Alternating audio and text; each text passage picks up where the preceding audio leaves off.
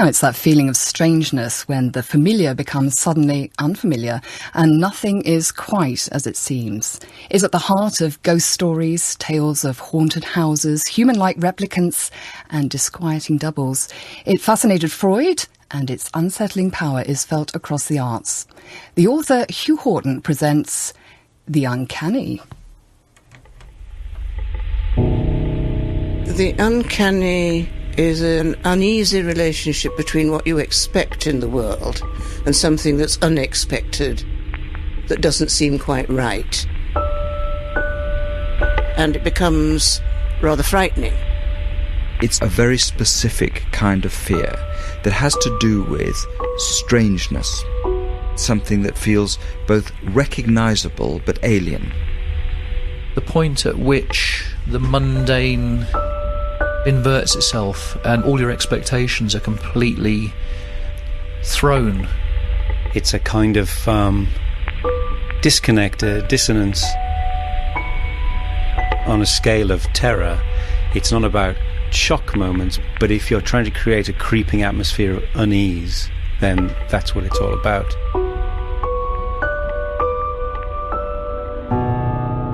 When Sigmund Freud, the founder of psychoanalysis, wrote about the experience he called the uncanny, he described it as belonging to the realm of the frightening, of what evokes fear and dread.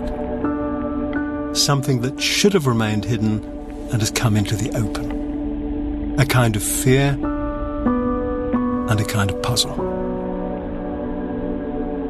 Writing just after the end of the First World War, Freud brought the strangeness of the uncanny itself into the open, giving it a new currency that reached far beyond his own field of psychoanalysis. The word itself, like the experience on which it draws, goes back much further. Still a fairly recent term in Freud's day, the Oxford Dictionary defines the uncanny as partaking of a supernatural character, mysterious, weird, uncomfortably strange or unfamiliar, common from around 1850. But the uncanny represents a peculiarly modern sense of being haunted, and it continues to be felt within fiction and storytelling, an unsettling resource for art, film, and music. For all its manifestations in these many media, the uncanny remains at heart a very strange and unsettling idea. For like charity, the uncanny begins at home.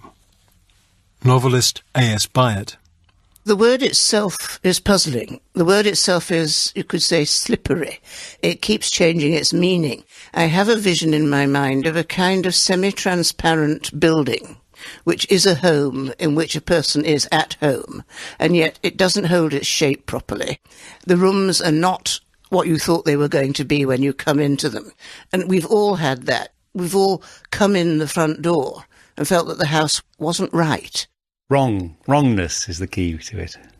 In simple terms, it's seeing something that feels and looks familiar, and then there's something wrong about it. Writer and actor Mark Gatiss. I think it is a quality that all kinds of things can possess. It is, however, connected to the notion of the home. It doesn't have to take place in the house for it to be frightening. But if you see something which immediately invokes a familiar and rather comforting sensation, which is then immediately flipped upside down, that's what it is. It's the notion of domesticity, I think, that the domestic rendered horrific is what the uncanny is to me. We, of course, say safe as houses. But in the summer I live alone in a little French house for some of the year, and I sit there and write books, and I love being alone. But some nights when I come in, I dare not go anywhere near the steps to the loft, because I can feel there's something in the loft. There never has been. As far as I know, there never will be, or only my grandchildren. But nevertheless, I stand at the bottom of the loft stairs and think I should make myself go up there, and I don't. The German word for uncanny is unheimliche, which can be literally translated as unhomely, but is intimately connected to, and sometimes overlapping with, the home, the Heimlich. This theme of the home being strangely unhomely, out of sorts, not quite right, lies at the heart of the uncanny. The word uncanny in English has a relationship to the word unheimlich, which can be translated as uncanny in German. Anthony Wiedler is an architect and writer. Unheimlich in German, which brings the word un and heimlich, which in literal translation is homely, is much more directly related to the house. The notion that something which should be, to all intents and purposes, the most cozy, homely, and secure environment, at certain moments when the familiar is suddenly defamiliarized and becomes unfamiliar, strangely unfamiliar, can become in a sense, the icon of the most unhomely sensations. The uncanny became a preoccupation for Sigmund Freud in psychoanalysis after the First World War. Its roots, though, go back at least as far as the early 19th century, specifically in fiction and the nighttime terrors of the Gothic. Freud's prime example is The Sandman, a story by the great German tale-teller E.T.A. Hoffmann. But we might also think of Mary Shelley's Frankenstein of the same time, Poe's The Fall of the House of Usher, and later Robert Louis Stevenson's Dr. Jekyll and Mr. Hyde. This was the era that invented the ghost story, science fiction, and fantastic tales, and gave us first-hand chronicles of a parallel world of phantoms, haunted houses, doppelgangers, and doubles, the lifelike doll, the madwoman in the attic. It's as if the house of fiction generated a ghostly opposite from the darkest recesses of its Gothic closet. Since the end of the 18th century, architecture has been the scene for uncanny events, uncanny stories.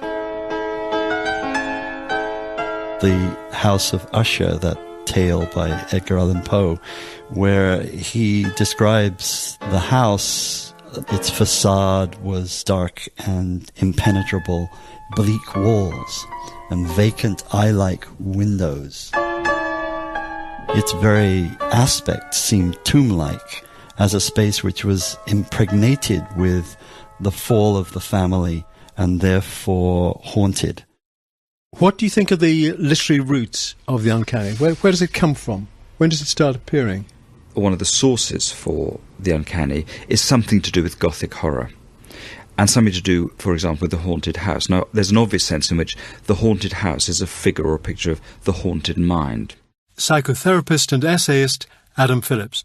That there being parts of a house or a mind that one is unaware of, only half aware of.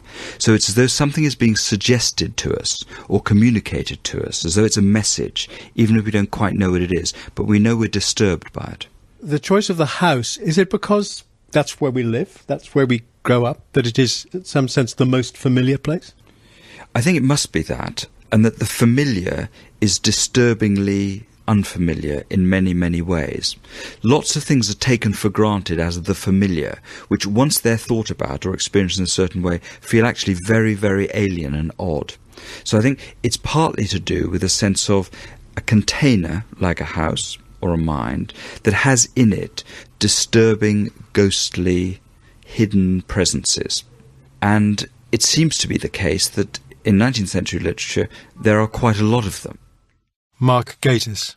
One of the most famous stories on this theme, one of my personal favourites, is Hoffman's The Sandman.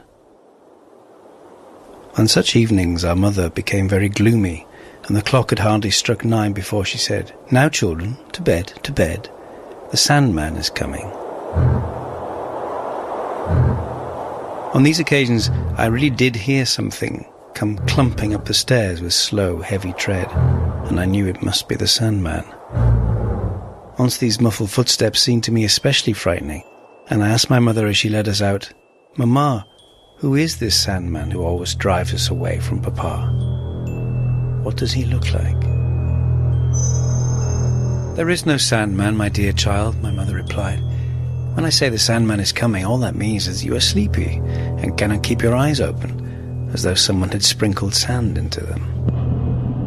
My mother's answer did not content me, and in my childish mind there unfolded the idea that she had denied the Sandman's existence only so that we should not be afraid of him, for I continued to hear him coming up the stairs.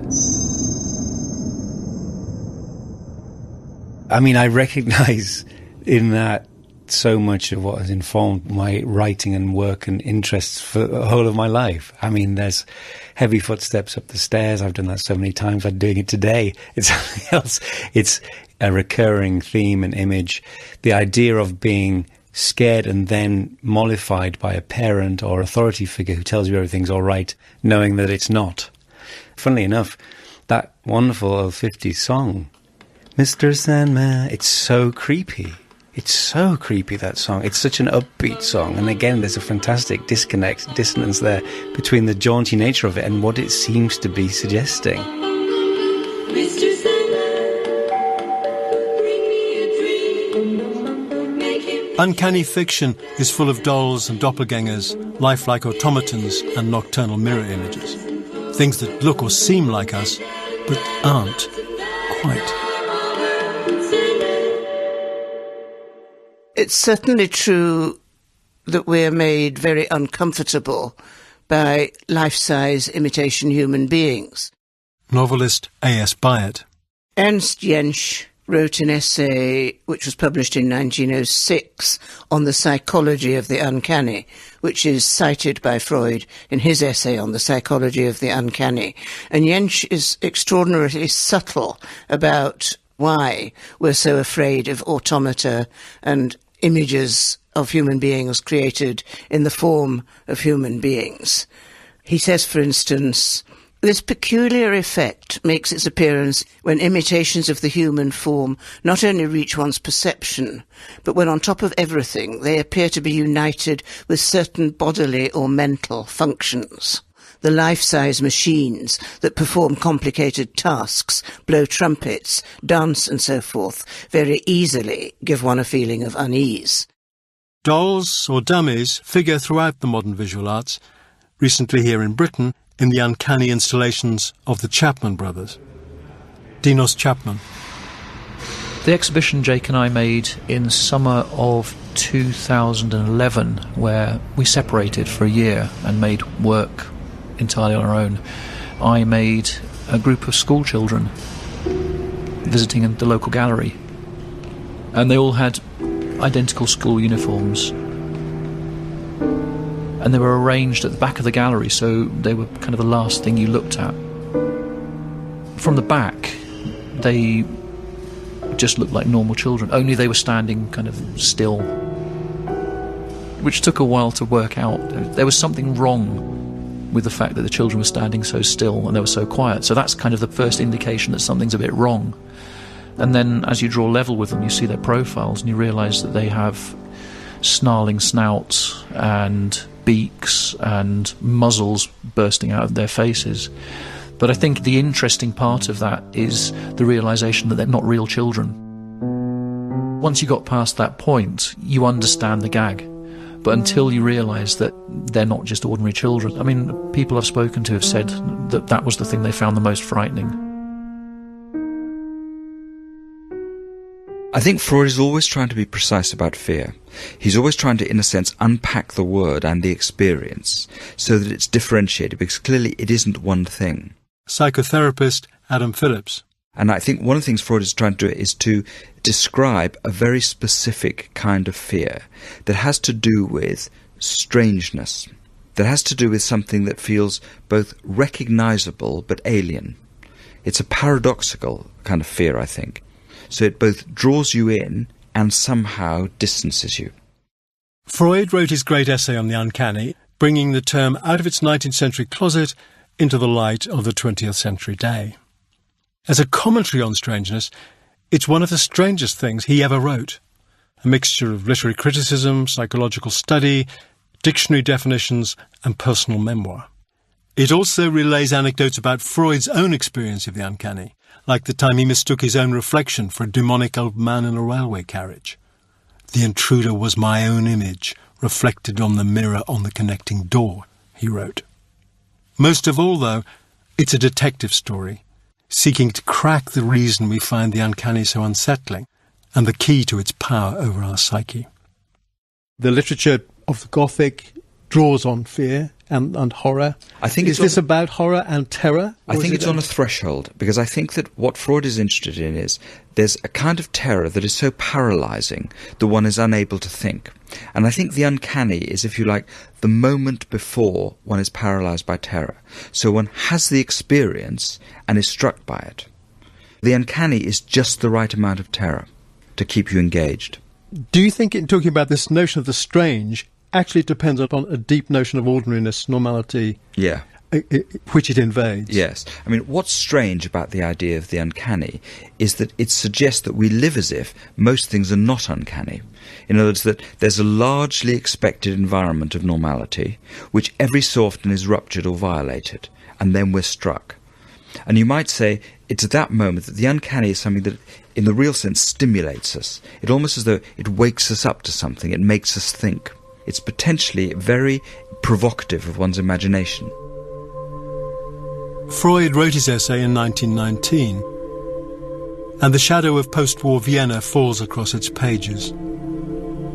He talks of the isolation of the Great War when he came across a scary story in a number of the Strand magazine, and of placards in our big cities which advertise lectures that are meant to instruct us in how to make contact with the souls of the departed. We can begin to read this essay as Freud trying to understand this terrifying tragedy constituted by the First World War. Architect and writer Anthony Wiedler. For Freud, this notion of house and its potential for becoming unhomely is, if you like, a microcosm of what he felt the world was in modern times. That the notion that everyone had had of a secure homeland through the 19th century with the building of borders, the establishing of nations, suddenly the First World War had thrown into doubt through the invasions and the counter-invasions, the notion of a secure homeland. So the unhomely house becomes an unhomely land. Perhaps there is something decidedly post-war about the uncanny, less to do with the gore or horror of the trenches than feelings of dissociation and strangeness in war's aftermath, as if there was also something uncanny about the post-war era. A few years earlier, Kafka had published Metamorphosis, a story about a dutiful citizen who turns into a beetle in his parents' house. In 1922, T.S. Eliot published The Wasteland, an uncanny echo chamber in which the poet shows us fear in a handful of dust, as modern London becomes a vast place of haunting where we hear voices singing out of exhausted wells. Over the years, the Freudian uncanny has continued to haunt artists and filmmakers, composers and writers, as well as novelists such as A.S. Byatt and John Banville. Well, I think that all art is a process of making the world uncanny. I mean, in Freud's classic sense, the uncanny, the unheimlich, is the familiar brought back to us in unfamiliar terms. This is what good art does, so that we see it anew. In one of your novels, the protagonist returns to his family house and finds what you call a world tilted slightly out of true. How, as a novelist, do you generate a sense of the uncanny? We're constantly representing what was familiar. We're representing it to ourselves in an unfamiliar mode. And I think this is what art in general does. It represents the world to us in ways that are slightly tilted. You know, fiction is a very strange medium. A novel looks like life, it sounds like life, it tastes like life. If it's very good, you know, it seems to be life itself. But in fact, it is nothing like life at all. And this is literally the uncanny in the Freudian sense of the familiar represented to us in unfamiliar mode. I've been making kind of inside-out work for probably around 25 years now. So it's already been a very kind of long process and a long investigation into the sort of inside-out world. Artist Rachel Whiteread's cast of a Victorian terrace house involved filling the building with liquid concrete and stripping the mould. that is, the exterior of the house itself, bricks and mortar, doors and windows. What was left was a solid structure, the building turned inside out. Fireplaces bulged outwards from the walls, doorknobs became rounded hollows, with windows completely blind and doors you couldn't enter. You know, eventually what you were left with was this building which people had a very strange relationship with, because essentially everything that was familiar to them, fireplaces, windows, doorknobs, locks, stairs, everything was inside out. It was something that was so familiar, a building, a house, a Victorian house, but it was so completely different, and it made people very uncomfortable and insecure, actually. Do you have an idea why it should be so disturbing? The idea that where we live, our dwelling places, should become alien or strange or unrecognisable or really different? Well, I think you've said exactly it, that it's something that's so familiar, but it becomes kind of unrecognisable, but only slightly. I think that's where the uncomfortableness lies, is that people are incredibly familiar with it and they're scratching their heads and thinking, I kind of know what that is, but it's not quite as I expected it. Where are the curtains, you know? Where's the door? Where's the nice colours? And it's just become a kind of shadow of itself. And I think that's really where the uncanny, unheimlich element sort of lies, is that it's sort of extraordinarily strange, but actually it's not really that different. It's just made people feel uncomfortable. Adam Phillips.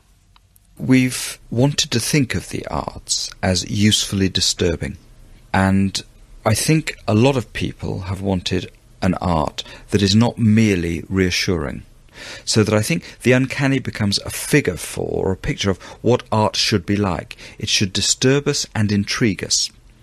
It does seem to me to be the word and an idea most suited to redescription in other media. There's a sense in which the strangenesses being described can be dramatised because they're very dramatic. They can be dreamed and therefore they can be filmed. They can be written about. So it seems to me it's a multimedia. I mean, I suppose one question would be, what's the uncanny in music? Music has been intertwined with the uncanny from the start. The author of The Sandman, E.T.A. Hoffmann, was a composer and music critic whose stories are full of music and inspired an opera, Offenbach's Tales of Hoffmann, featuring the lifelike automaton Olympia. But what about the musical uncanny itself? Tariq O'Regan is a composer and has written for stage and film. One of the ways music can play with the uncanny is by the nature of expectation. When you start a piece of music, we begin humming along sometimes, even if we've never heard it before, because it's leading us in a certain direction. If you suddenly go against that in terms of a new melodic idea or a completely different form of accompaniment, we're suddenly in two places at the same time. It's a sense that home can exist at the same time as a completely alien place. And this idea is taken up in many places, including film score writing. One really great example is The Night of the Hunter, which stars Robert Mitchum, and involves two young children. At a crucial point in the plot, when they suddenly realise that they're in grave danger of their life, they leave home on an overnight journey on a boat down a river. The young girl sings a lullaby, and this is a piece of music that Walter Schumann wrote specifically for the film. Once upon a time there was a pretty fly. He had a pretty It's very linear, it's very clean, it's very simple. fly. Accompanying that in the score is this dense string writing, and the effect is incredibly unsettling. Not just the accompaniment, but the combination of the two. But one night these two pretty children. And this sense of foreboding and immense danger is created purely in the soundtrack.